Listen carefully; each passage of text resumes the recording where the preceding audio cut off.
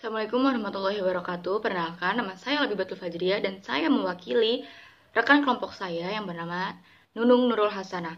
Kami dari Fakultas Tarbiyah, Prodi Bimbingan Konseling Islam dari kelas BKPI 1B.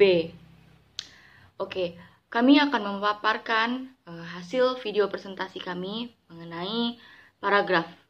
Ada 4 poin ya teman-teman. Yang pertama poin paragraf, yang kedua kalimat utama, yang ketiga ide pokok, dan yang keempat kata kajian. Saya Labibatul Fajriah, mungkin di sini saya akan menjelaskan poin pertama mengenai paragraf. Apa sih yang namanya paragraf? Mungkin kita udah nggak asing lagi ya sama yang namanya paragraf. Dari SD mungkin kita udah dikenalin, malah udah belajar sama yang namanya paragraf ya teman-teman.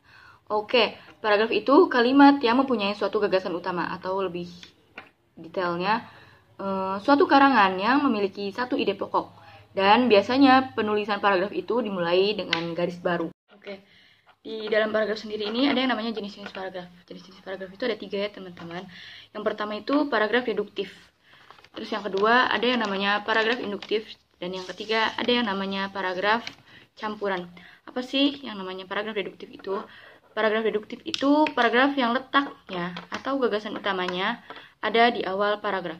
Nah, gagasan atau persoalan paragraf yang dinyatakan dalam kalimat pertama. Nah, itu letaknya paling utama ya teman-teman. Kayak semacam isi, judul, gitu. Terus yang kedua ada paragraf induktif. Paragraf induktif itu paragraf yang letak atau gagasan utamanya ada di akhir paragraf. Jadi, fakta atau uraian, lebih jelasnya kesimpulan ya teman-teman. Kesimpulan dari paragraf itu sendiri.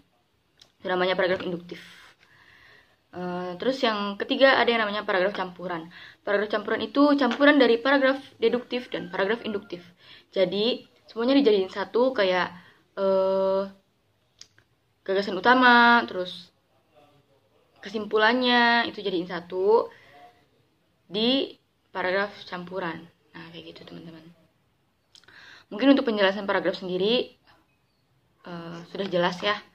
Untuk poin selanjutnya itu akan dilanjutkan oleh rekan saya mengenai kalimat utama. Akan disampaikan oleh Teteh Nunung.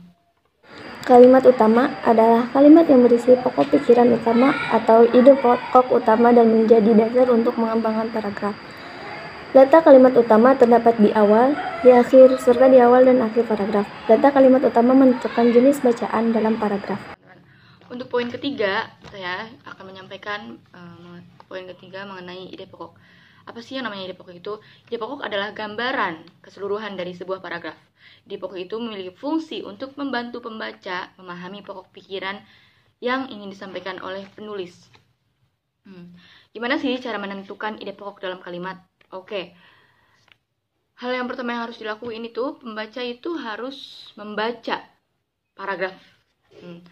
Jadi, paragraf itu harus dibaca dulu. Setelah kita baca semuanya, lanjut untuk mencari kalimat utamanya. Kita cari kalimat utamanya. Setelah menemukan kalimat utamanya, nah, barulah kita menentukan ide pokok itu sendiri. Kayak gitu, teman-teman. Dan untuk poin selanjutnya akan disampaikan oleh Teteh Nunung mengenai kata kajian. Kajian adalah kata yang perlu ditelaah lebih jauh lagi. Artinya, tidak bisa langsung dipahami oleh seseorang. Kata kajian biasanya digunakan untuk kepentingan keilmuan.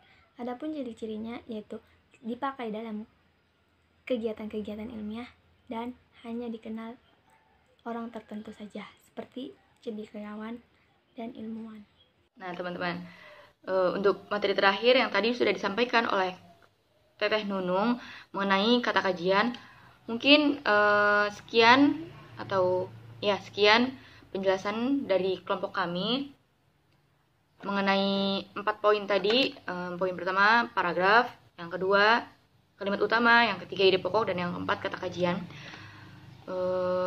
Saya kembali mewakili kelompok saya, mewakili teman kelompok saya, Teteh Nunung. Kami mengucapkan banyak-banyak terima kasih. Jika ada kesalahan atau kekurangan, mohon dimaafkan dan mohon dimaklumi. Terima kasih. Wassalamualaikum warahmatullahi wabarakatuh.